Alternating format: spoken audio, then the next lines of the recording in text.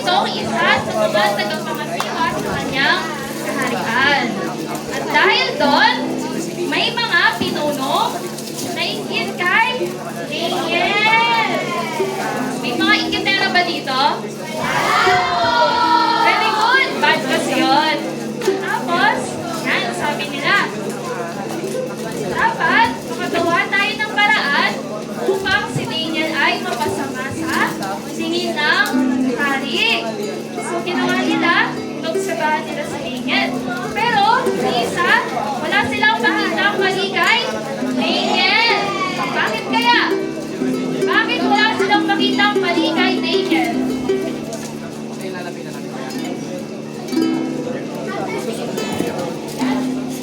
Kasi po nagsiserve siya kay God. At faithful siya kay Lord. Kaya wala silang makitang mali kay Daniel. At dahil doon, isa lang yung nakita nilang mali sa kanya. Yun ay nananalangin siya sa Diyos. Kaya nag-usap-usap sila ng mga pinuno na gagawa ng bagong batas. At yung batas na yun, sabi nila ito kay Haring Darius. Kay Haring Darius. At yung batas na yun, sabi nila na lahat ng tao ay mananalangin lamang kay King Darius. At si King Darius naman, sa tingin nyo, ano yung naging reaction ni King Darius? Sinabi sa kanya yun. Sumaya. Saya niya. Bakit kaya siya masaya? Di naman dapat kasi di naman siya Diyos para sambahin o manalangin sa Kanya.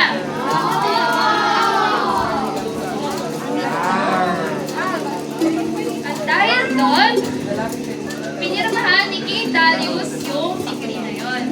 At pagkatapos nun, kahit nalaman ni Daniel, yung bagong batas na yun, sumunod ba siya o hindi? Hindi! Kasi sino lang yung sinusunod niya? Very good naman!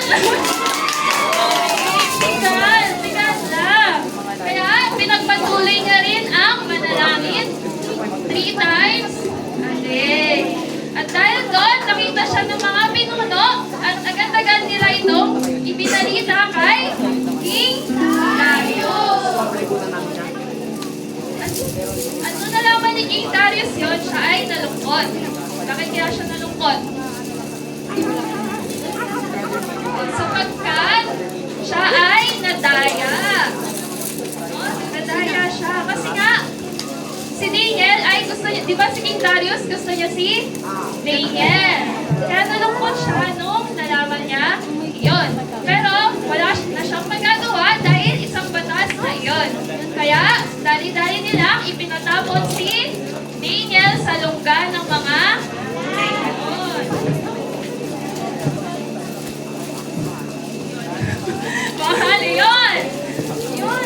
Tapos sabi niya kay Daniel, kung totoo ang Diyos mo, ililigtas ka niya. At pagkatapos nun, ipinasara niya na yung lungga ng leyon. At nung gabing yun, si King Darius, hindi siya nakatulog kasi iniisip niya si Daniel. Sa tingin yun, si Daniel, anong nangyari sa kanya sa lungga ng leyon?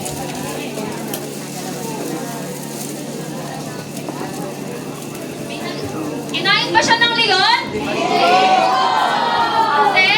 Kasi si God nagpadala siya ng anghel para takpan ang bunganga ng mga leon. Kaya, hindi nila makain si Daniel o hindi man lang din sila maka-ikaw o hindi sila makaganon kasi naka-tawid na yung bibig nila.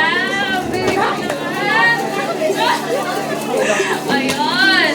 At kinabukasan, si King Darius, dali-dali siyang pumunta sa lungga ng leon at tinawag niya si Daniel. Kaya, Daniel, ikaw ba ay niligtas ng iyong Panginoon? Opo, kasi nga, nagpadala si God ng angel